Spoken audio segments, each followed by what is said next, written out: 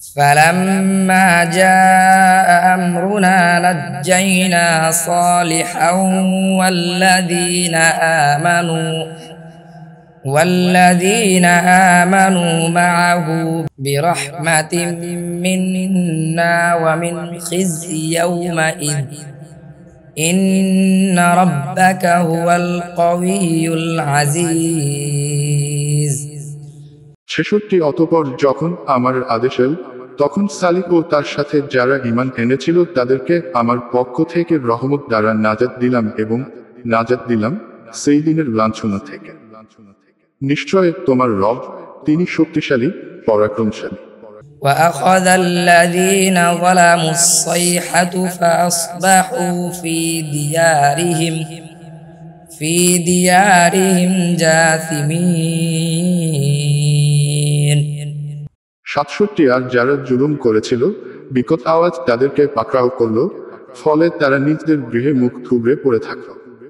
كأن لم يغنوا فيها ألا إن ثمود كفروا ربهم ألا بعدا لثمود।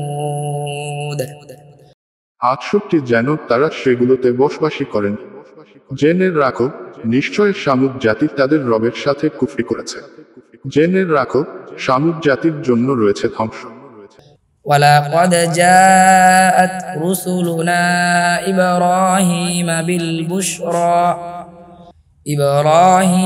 بالبشرى قالوا سلاما قال سلام فما لبث أن جاء بعجل حنيذ।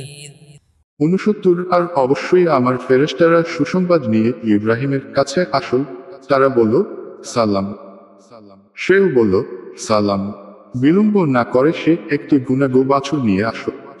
فلما رأى أيديهم لا